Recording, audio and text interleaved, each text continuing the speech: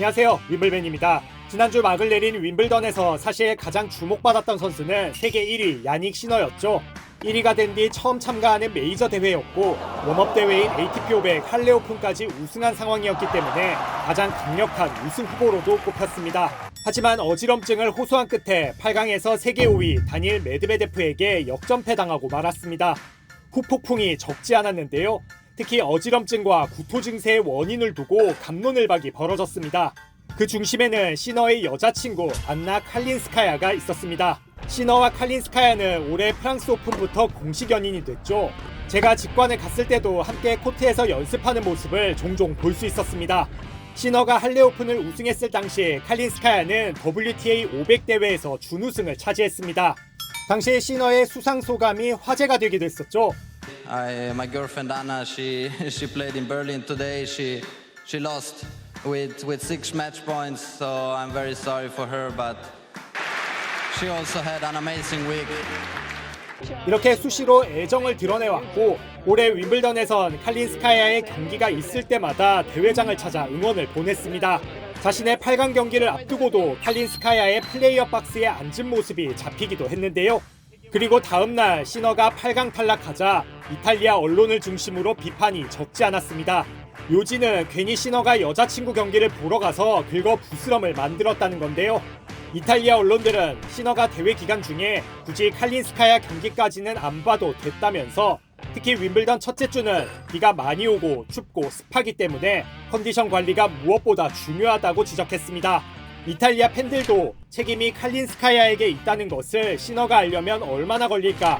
올해 분위기도 좋은 상황에서 뜬금 여자친구 같은 건 말도 안 된다, 부끄러운 줄 알라며 비난과 비판 그 사이 어딘가의 견해를 쏟아내기도 했습니다.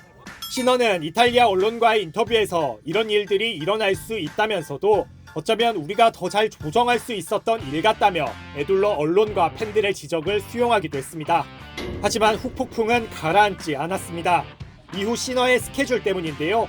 시너는 애초 이번 주에 개막한 ATP 250 노르디아 오픈에 출전할 예정이었는데 윈블던 8강 탈락 이후 참가 의사를 철회했습니다.